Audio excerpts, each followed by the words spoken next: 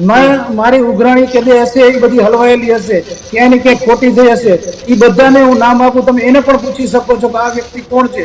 એટલે 300-350 કરોડ નો આંકડો ખરા તમારા કહેવા પ્રમાણે જયંતિભાઈ? હા હા, 100%.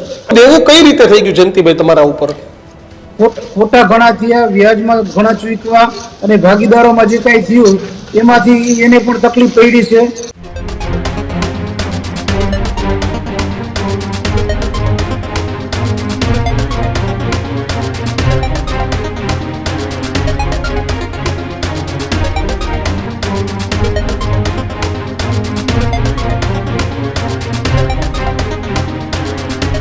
ન્યૂઝરૂમ ગુજરાતમાં આપનું સ્વાગત છે અને સમાચારો સાથે આપની સાથે હું છું પ્રદીપ. ગુજરાતની રાજનીતિને લઈને એક મહત્વપૂર્ણ સમાચાર સામે આવી રહ્યા છે. સૌથી પહેલા તેના પર નજર કરીએ.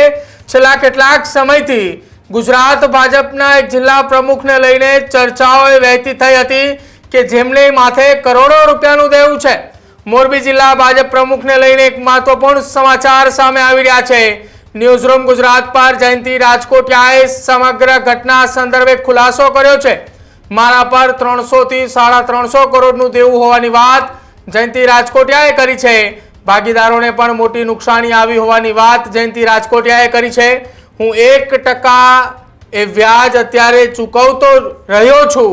300 થી 350 કરોડ પર 1% વ્યાજ અત્યારે પણ હું દર મહિને ચૂકવી રહ્યો છું. વિનાયક કોર્પોરેશન એ મારી જ કંપની હોવાની વાત એ જયંતિ રાજકોટિયાએ ન્યૂઝરૂમ સમક્ષ જણાવી છે. મારા પર ઘણી જગ્યાએ પૈસા અટવાયા હોવાની વાત એ રાજકોટના જિલ્લા ભાજપના પ્રમુખ જયંતિ રાજકોટિયાએ કરી છે. 100 કરોડથી વધુ રકમ મારા એ અટવાઈ ચૂક્યા હોવાની વાત કરી છે. જયંતિ રાજકોટિયાએ વિરાણી સ્કૂલના ટ્રસ્ટી અને મોરબી ભાજપના પ્રમુખ છે.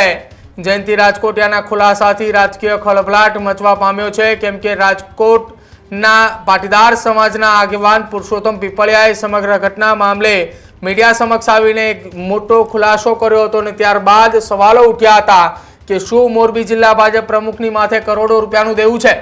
જો કે અત્યાર સુધી અનેક વખતે ઘટનાઓ બની ચૂકી છે. ભૂતકાળની અંદર મોરબી જિલ્લા ભાજપના કાર્યાલયના લોકાર્પણ પ્રસંગના લગભગ એક દિવસ પહેલા જયંતિ રાજકોટિયાના નિવાસસ્થાને અને તેના કાર્યાલય ખાતે મહિલાઓ પહોંચે છે અને રૂપિયાની માંગણી કરે છે.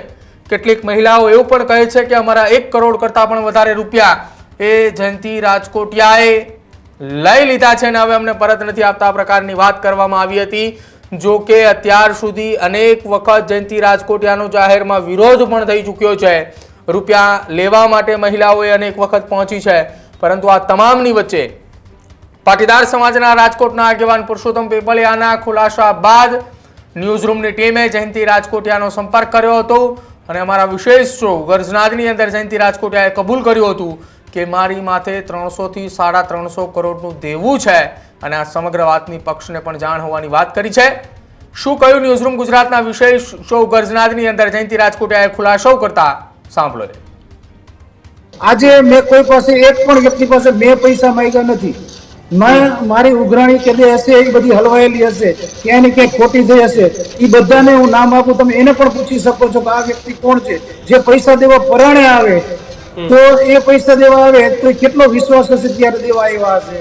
તો આજે પણ એને એટલો જ વિશ્વાસ છે, પણ લોકો એને ઉશ્કેરવા માટેના પ્રયત્ન કરે અને આંકડો જોયા જાણ્યા વગર એટલો મોટો કરી નાખે છે. તો હવે બીજાને તો શું કહે, એવડો આંકડો વાસ્તવમાં છે નહીં, એનાથી અડધો આંકડો જ છે. એટલે 300-350 કરોડ નો આંકડો ખરા તમારા કહેવા પ્રમાણે જયંતિભાઈ? હા હા, 100%.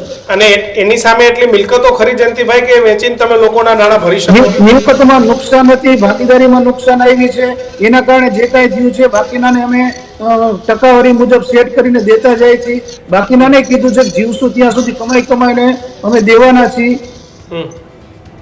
તો આટલું બધું દેવું કઈ રીતે થઈ ગયું જયંતિભાઈ તમારા ઉપર? ખોટા ઘણા થયા, વ્યાજમાં ઘણા ચૂકવા, અને ભાગીદારોમાં જે કાંઈ થયું એમાંથી એને પણ તકલીફ પડી છે, એટલે એના કારણે થયું છે.